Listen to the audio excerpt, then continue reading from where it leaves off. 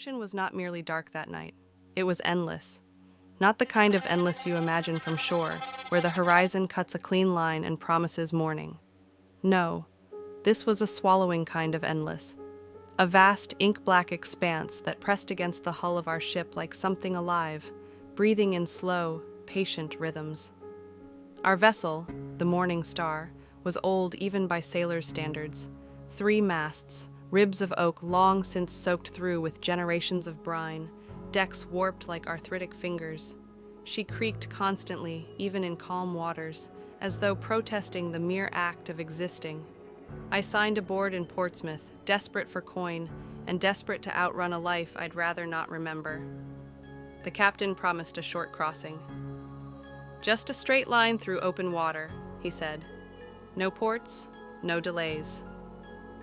He did not say where we were going. We left under a sky the color of cold iron. There were 12 of us, not counting the captain, and 1 passenger, the passenger. He boarded last, tall, wrapped in a long charcoal coat despite the humidity, his face hidden beneath a wide-brimmed hat. No luggage. He handed the captain something, papers perhaps, or money, and climbed aboard without a word. I remember the way the dock workers avoided looking at him. As the gangplank was pulled away, I heard one of them whisper, "God keep you, sailors." Not safe passage, just that, God keep you. The first night was uneventful. The sea lay calm as black glass, no moon, no stars. Lanterns swayed from hooks along the deck, their light flickering gold against wet wood. The air tasted thick with salt and something metallic underneath. Around midnight, while I was below deck coiling rope, I heard it. A sound from beneath the hull. Not the slap of waves, not the scrape of barnacles. It was rhythmic, slow, like knuckles tapping wood. 3 taps, pause, 3 taps again. I froze. The tapping stopped. I told myself it was the ocean playing tricks. The ocean does that. By the 3rd night, men were whispering. I shared watch with Thomas Hale, a broad-shouldered man with a red beard and eyes too old for his 30 years. "You hear it too, don't you?" he muttered as we leaned against the railing. "Hear what?" He didn't look at me, just stared out at the water. Below us, the ocean was calm, no wind, yet the ship groaned louder than ever, beams straining as if under pressure from something unseen. "I heard knocking," I admitted. Thomas swallowed. "It's not knocking." The lantern beside us flickered violently, though there was no breeze. "It's answering, symbols in the dark." On the 5th day, Samuel, our youngest deckhand, came running from below deck, face pale. "There's something carved into the keel," he said breathlessly. We followed him down with lanterns in hand. The lower hull smelled of rot and stagnant water. The air felt thicker there, heavy in the lungs. Samuel pointed to the inner curve of the ship's belly. Carved into the wood were symbols, not fresh, ancient, interlocking spirals and jagged lines that hurt the eyes if stared at too long. They seemed to shift subtly in the lantern light, as though the wood itself was breathing. "Who did this?" I asked. "No one," Samuel whispered. "They weren't there yesterday." Captain Virek descended the ladder slowly. He was a thin man, always composed, his uniform immaculate despite the sea. He studied the carvings. "They've always been there," he said calmly. "No, sir," Thomas insisted. "We scrubbed this hull before departure. I'd remember." The captain's gaze hardened. "You're tired, all of you. The sea breeds imagination." He turned and climbed back to the deck, but as he did, I noticed something. He never once looked surprised. The passenger speaks. The passenger did not leave his cabin for 6 days. On the 7th, he emerged. The sky that morning was wrong. It was not storming, but clouds churned in slow spirals overhead, forming a vast, circular pattern that mirrored the carvings below deck.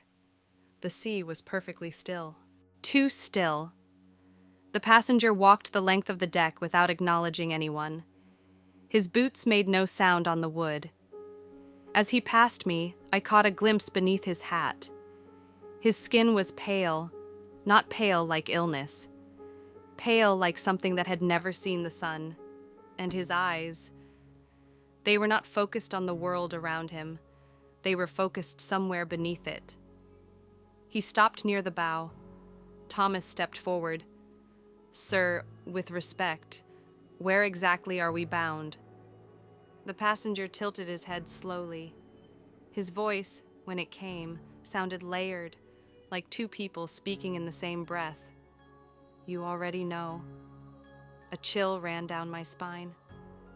"We were told this was a straight crossing," Thomas pressed. "To where?" The passenger lifted one gloved hand and pointed directly down. "Home. The first death." That night, Samuel disappeared. We found his lantern rolling across the deck, flames still alive. The sea remained glass smooth. No splash had been heard, no cry. Just gone. Captain Virek gathered us at dawn. "Man overboard," he said flatly. "But there were no waves," I argued. "No wind." The captain's eyes lingered on me too long. "The ocean takes what it is owed." Thomas grabbed my arm later. "I saw something," he whispered. "What?" "In the water." He struggled to breathe. "Shapes, moving beneath us. Not fish, not whales. They were keeping pace." The knocking changes. The tapping returned the following night, but this time it was louder.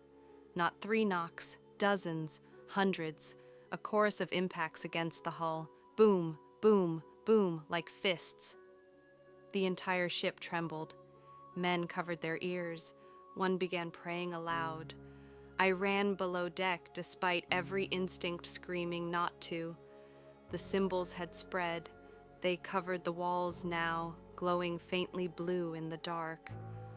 And the wood was wet from the inside. Water seeped between planks, though we were not taken on sea. The knocking grew deafening. Then, silence. I turned slowly. There was water pooled across the floor, and in it, footprints leading toward the ladder, wet, fresh, confrontation. We confronted the captain at sunset. Thomas stood at the front, jaw clenched. "This isn't a trade route," he said. "It's something else. You knew." Captain Virek did not deny it. Instead, he removed his gloves carefully. His hands were covered in the same symbols carved into the hull. "They chose this vessel long before you boarded," he said quietly. "Who?" I demanded. He smiled faintly. "Those who dwell below the threshold." The passenger appeared behind him without sound. The crew backed away instinctively. "You were paid," the passenger said. "We were paid for passage," Thomas shouted. "Not sacrifice." The passenger's head tilted again.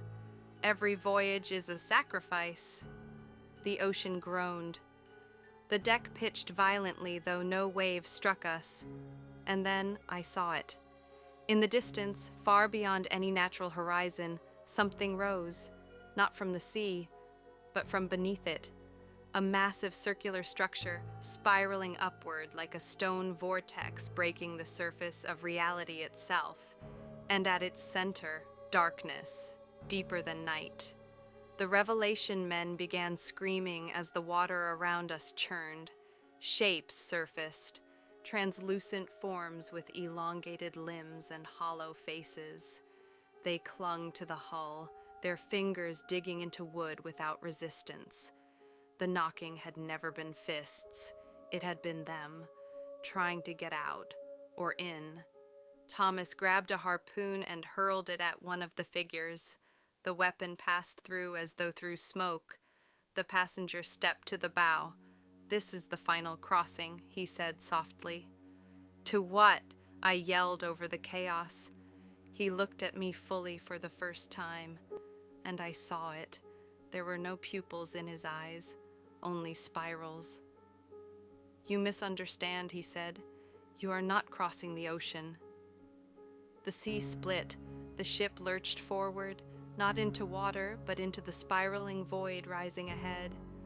Crewmen were pulled screaming overboard, not downward, but sideways, as if gravity had shifted. Thomas grabbed my coat. "Hold on!" he roared. The deck tore apart beneath us. Wood splintered, lanterns shattered, flames were swallowed instantly by the dark. As we were dragged toward the vortex, I saw the truth. The ocean was not water, it was a membrane, and we were breaking through it. The twist. I awoke in silence, no wind, no waves. I lay on wooden planks slick with brine. Slowly, I pushed myself upright. The ship was intact. The crew stood frozen around me. Thomas stared blankly ahead. Samuel stood near the mast, alive, unmoving. I turned slowly. We were docked at Portsmouth. Morning sun glowed warm and golden. Dock workers bustled about. The gangplank extended to shore. The captain stood beside me. "We've arrived," he said calmly.